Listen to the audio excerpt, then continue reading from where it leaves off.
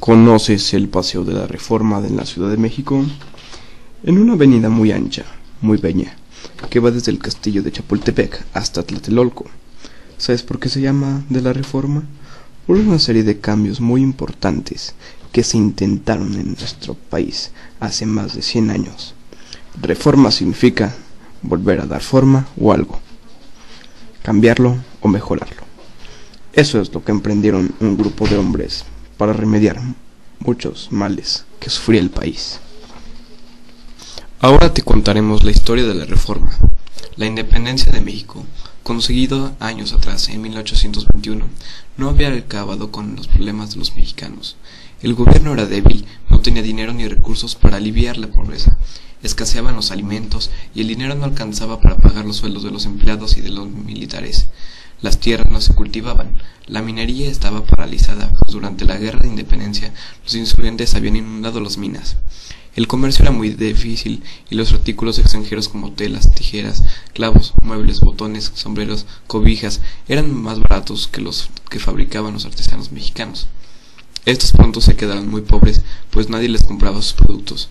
Por ejemplo, los vendedores de refrescos apenas ganaban lo suficiente para comer. La mayoría de los mexicanos vivían en el campo. Los caminos eran muy pocos. Solo había dos importantes, el que iba de Veracruz a México y el de México a Tepic. Era muy arriesgado viajar por el país, ya que los bandoleros atacaban a los viajeros, sobre todo en Río Frío, cerca de Puebla. Si la diligencia era asaltada, los viajeros tenían que ponerse con las manos y las rodillas en el suelo, si no los bandoleros los asustaban. Los campesinos vivían miserablemente, repartidos en aldeas o trabajando como peones en haciendas. Cada vez que había un cambio de gobierno, muchos hombres en las ciudades y en el campo eran reclutados por la fuerza para el ejército. A eso se le llamaba leva. Llegaban los militares popularmente llamados dragones y escogían a los hombres más fuertes y los enfilaban de dos en dos hasta el cuartel más cercano. Otros, que no tenían trabajo pero sí hambre, se iban a la bola, es decir, se unían a los frecuentes levantamientos en contra del gobierno. En cada barrio existían pulquerías con nombres simpáticos como La Nana, Los Pelos, El Atorón de los Charros y fondas donde se vendían peneques y enchiladas, con aguas frescas. Las calles eran transitadas por vendedores como el ollero, el carnicero, el velero, el panadero, el aguador, el tocinero, el barbero. No podían faltar los mendigos, que se agrupaban en cofradías que les prestaban muletas y vendas, simulaban estar heridos, enfermos o ciegos. En aquella época se formaron dos grupos rivales, los liberales y los conservadores. Los primeros se llamaban así porque buscaban liberar a la sociedad de viejas costumbres y reformar las leyes para crear una nación moderna. Por su parte, los conservadores creían que muchos cambios hacían daño a México y querían conservar las tradiciones y el modo de ser del pueblo. Ahora verás cómo imaginaban a México los liberales y cómo los conservadores. Liberales. Una república parecida a la de Estados Unidos, con presidentes y congreso. Todos los ciudadanos iguales ante la ley, sin privilegios para los militares, el clero o los grupos indígenas. Respeto absoluto a la propiedad privada. Rechazo a la propiedad comunal. Conservadores. Una monarquía como Inglaterra, con un rey y un parlamento o congreso. Protección a ciertos grupos. Títulos de nobleza, privilegios para el clero y protección especial para los indígenas. Respeto a la propiedad privada, pero también a la iglesia y a las comunidades indígenas. En 1854, los liberales llegaron al poder inmediatamente, dictaron nuevas leyes para convertir a México en un país liberal. Se logró la libertad de religión, la igualdad de todos los ciudadanos, la libertad de imprenta y la libertad de trabajo. Pero algunas leyes no resultaron tan benéficas. Por ejemplo, la ley de 1856 prohibió a las corporaciones o grupos civiles y religiosos tener propiedades, es decir, quitar de manos muertas las tierras y edificios de quienes no producen dinero ni riqueza. Esta medida afectó a las comunidades indígenas que poseían y trabajaban a la tierra comunal. Antes no las podían vender, pero ahora las grandes haciendas podían comprarlas libremente. Los más ricos se hicieron más ricos y los pobres más pobres aún. En la prensa, en los cafés y en las calles y plazas se insultaban unos a otros liberales y conservadores. Los conservadores, a su vez, llamaban a los liberales ateos, exaltados, y los acusaban de querer destruir las costumbres más arraigadas del pueblo mexicano. No había solución posible. Al grito de religión y fueros se produjeron 4 levantamientos contra el gobierno liberal de Ignacio Comonfort. Este tuvo que salir del país y quedó como presidente y líder de los liberales don Benito Juárez. La guerra de reforma de 1858-1861 fue una cruel lucha entre hermanos.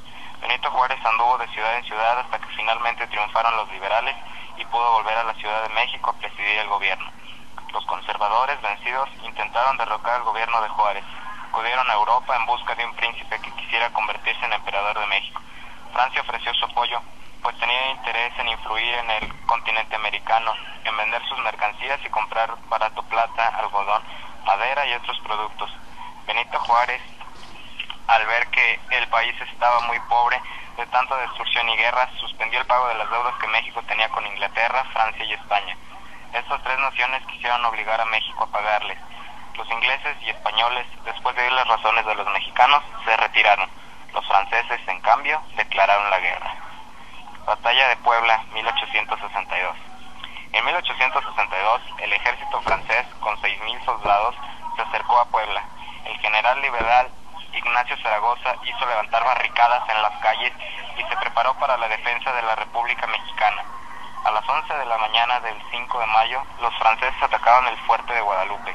Una tormenta con granizo dificultó el avance de los invasores, quienes fueron derrotados.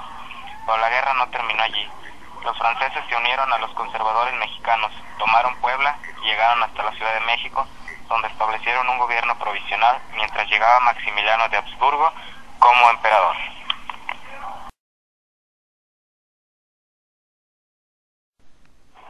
Entrada de Maximiliano y Carlota. 1864, Maximiliano y Carlota Amalia, su esposa, desembarcaron en Veracruz el 28 de mayo de 1864 y se dirigieron a la Ciudad de México. El pueblo de la capital, cansado de tantos gobiernos y guerras, recibió con flores y cantos a la joven pareja. Pero pronto los problemas surgieron. Maximiliano, de ideas más liberales, chocaba con el grupo conservador que lo había traído. Los franceses querían imponerle condiciones y cobrarse todos los gastos que costaba su apoyo. Maximiliano no tuvo más remedio que aceptar lo que Napoleón III, emperador de Francia, exigía: el retiro de las tropas francesas y el pago de las deudas. Fusilamiento de Maximiliano. El emperador perdió, poco a poco, todo apoyo. Intentó mejorar el gobierno, alentó el estudio de los monumentos arqueológicos e históricos mexicanos, embelleció la Ciudad de México y abrió la calzada del emperador, ahora conocida como Paseo de la Reforma. Pero nada impidió la caída del imperio. Pronto, solo quedaron leales al emperador los generales mexicanos Miguel Miramón, Tomás Mejía y Leonardo Márquez. Con ellos se estableció en Querétaro al mando del ejército imperial. El ejército liberal atacó y derrotó a sus tropas. El emperador y los que lo rodeaban cayeron en manos del ejército liberal. Miramón, Maximiliano y Mejía fueron fusilados al pie del Cerro de las Campanas a las 7 de la mañana del 19 de junio de 1867. Volvía a triunfar la República Liberal. Gracias, general. Salud por usted y por la reforma.